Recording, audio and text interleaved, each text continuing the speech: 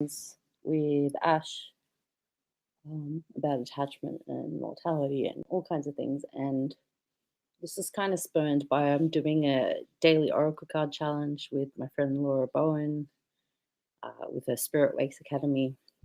Check her out on Instagram, Laura J. Bowen. And the very first question for today, first of June, was who am I?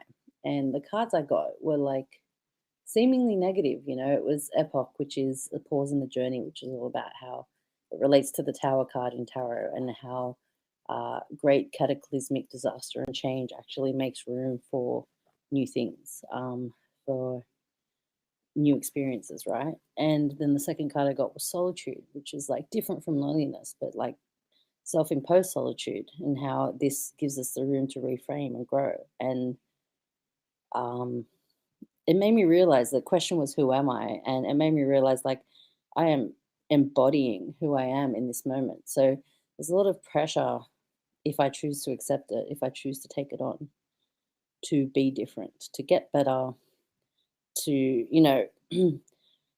sometimes it feels like, and now this doesn't mean it's true, our thoughts and our feelings aren't always true, it's how we frame our experience on the world, but sometimes it feels like other people want me to heal and be better, not through healing for myself, um, not through wanting good things for me, but because my situation causes them discomfort.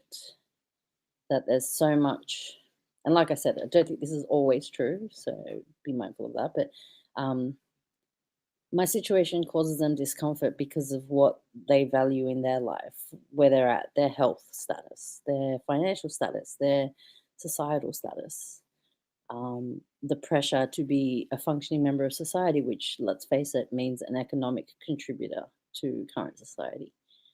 Um, and what this illness has given me, and what my experience lately with magic and meditation and just like living has given me, is a bit of freedom from that, because the societal pressures mean nothing. We put them on ourselves in order to make meaning of the world, because we're unable to accept that maybe we can't grasp the meaning. Maybe we're just here to be, like Ram Dass, be here now, really famous saying. But I keep coming to a new teaching and a new understanding with that phrase, being here now. It's not striving for one day this will change, one day this will be better. When I get financially stable, I won't have to worry about money anymore. When I own a house, I won't have to worry about my security anymore. When I feel better or change my body, I won't have to be in pain anymore. I will also not have the room to explore my spirituality. I will also not have all the time in the world when I have the energy to make art. My life would be less impactful without the struggles I've been through. Um, and that societal pressure is a killer for finding your true will and your true path, I think, because, you know, it means that our focus becomes doing everything we can and working as hard as we can to achieve the one day, to achieve the maybe when. Maybe when these things are fixed, I'll be better. When I can get through this thing, it'll be different. And my sneaking suspicion is that if I woke up tomorrow able to walk, half the problems I have would still be there. Um, and so I'm just really wanting to embrace like the current moment and realize that pressure can be the thing that breaks me down. It can be the source of my attachment to success or whatever I think success is. Or it can be a molding tool to free me from attachment to these things. You know, the pressure means nothing. The house, the cars, the money, the status, the how many friends or followers I have, the how many people value my time doesn't mean anything if I don't have that first. My experience in life is teaching me that like the ego is just always there trying to fuck with me. Like it's trying to make me care about things that don't matter, you know. And the reality is we borrow the skin suit for a short period of time, whatever the human lifespan is, to grow and learn as much as we can, because in a space of non-duality where our spirit comes from, we are unable to learn any of those things. We require duality. We require the action and reaction to the experience. We require the outcome of the thought in order to understand it. And so, for everything our higher self knows and all the wisdom it holds, we still get there at the end of our lives and want to come back. We still crave being human with all our flaws and all our lessons and all our mistakes and all our trouble and all our suffering and attachments. All of that makes life rich. It's not getting to a place where we don't have those things. It's an acceptance of those things. And therefore, the pressure, the need to be other than you are right now melts away. True acceptance is what I'm trying to live and embody, acceptance of my current state. I want to get better. I'd love to lose the excess weight that I've been put on since being ill, move easier on my feet, be able to do things like wake up in the morning, walk to the beach, get a coffee, watch the sunrise. That very simple. Like I dreamt about that the other morning and woke up and had a moment of sadness and crying because I couldn't do that, you know? And if I if I live there, if I set up house in that thought process, I'm always going to be miserable with my current life. And the fact of the matter stands is that I have a life. I'm here living it. Things of it aren't perfect. Interactions with certain people aren't perfect, but I have that. I am so grateful to have that. I am grateful for what the pressures of life have taught me and what the suffering teaches me, because ignorance is no longer bliss for me, you know?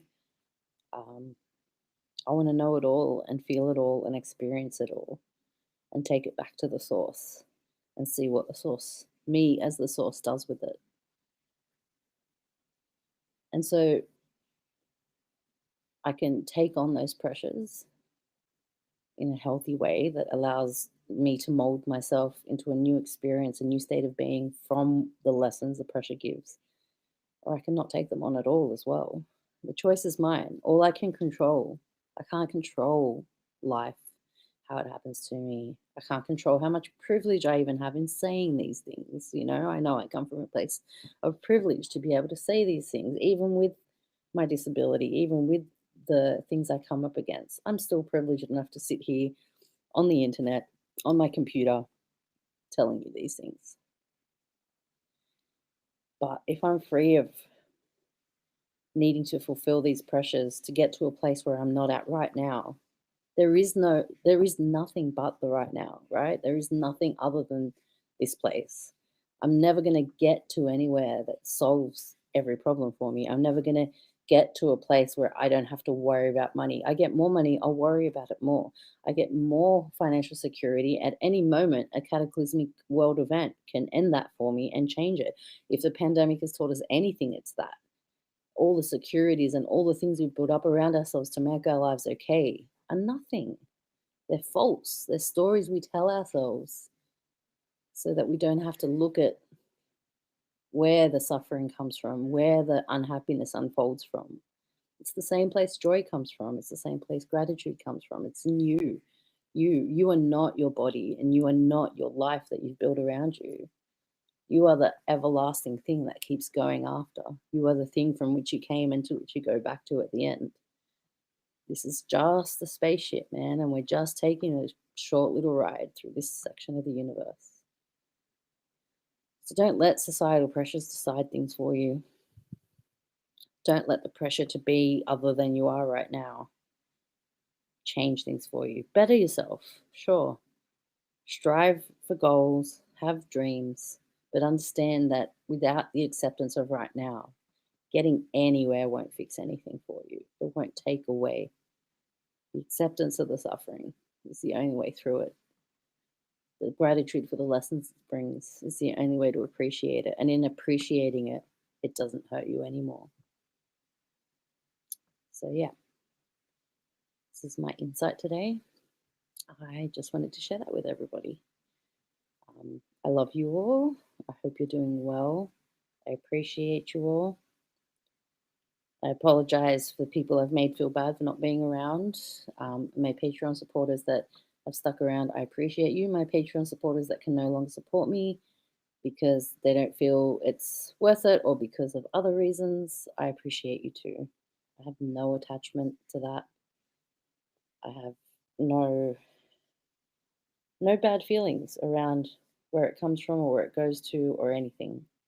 You know, um, I'm just trying to make a beautiful world around myself and around the people I love and the people I don't love as well, and collect enough information in true Aquarian form to take it back to the source when I'm done and hopefully beam like the sun. Yeah. So I hope you guys are doing okay. Sorry, I hope you all are doing okay. As a non binary person, I still use guys all the time, and it's a really hard one for me. It's conditioning, and I just want to make a note of like the fact that I recognize that that is a misgendering and it hurts some people, and I apologize. I'm trying my hardest with it. Sam and Laura say thank you. We love you and we appreciate you too. It's really good to see you both. Um, yeah, finally ready to bring the Conceptionauts back. I've been unwell. I've been experiencing life, been living the experience of Andrea Rivero. Um, I've recorded my first episode. Actually, I can probably announce with author P.D. Newman, who wrote Alchemically Stoned and has just released Angels in Vermilion from D to DMT. Really excited to get a copy of that book. I'm just editing, and that will be released really soon. I have another recording of an episode this week. I'm excited to bring conversations back with people I admire and friends and whoever we end up talking to. I'm just letting it. I'm really just trying to go with the flow and let the universe put things in front of me and I experience them, and good or bad. Just trying to practice acceptance and gratitude right now. So I'm just really grateful for everything, even the bad things, even the sad things. Um, yeah, just nothing is guaranteed, you know. Someone I know who I knew when I was much younger recently passed away, and there was no cause of death, and they were my age, and they just one morning her family walked in and she had passed, and it just made me realize for all the striving and straining and reaching for things, we have to accept right now our mortality. You know, I think I just shared a Sadhguru quote that my friend Kurt originally shared, talking about embracing mortality in every moment. Um, I have to do that daily with the disease I have, you know. It's not deadly, but it does shorten your lifespan. So every moment is precious, and this brought it into focus even more. Um, and I just want to pass that on to people who might be struggling with the pressures of trying to be something they're not, or something they're not yet, or something they're striving to. Each person is different. This is how I see life. It's not how you're going to see life. It's not how you have to see life. But maybe something in everything I just felt really compelled to share will be helpful for you. Um, I'm just trying to trust my gut, my first brain, and let myself be a conduit for whatever energy is flowing in the universe. And that's all, because I am me. I am not anything.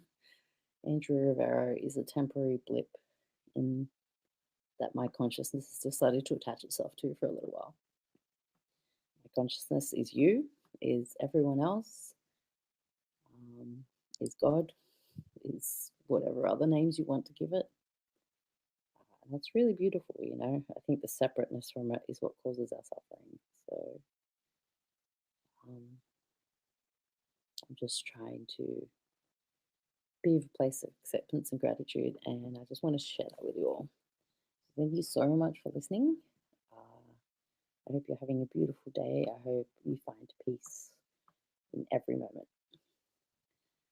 Conceptionauts will be out soon, probably next week. We'll see. We'll see what time, what game time wants to play with me. All right. Thank you. Appreciate you all. Thanks for traveling.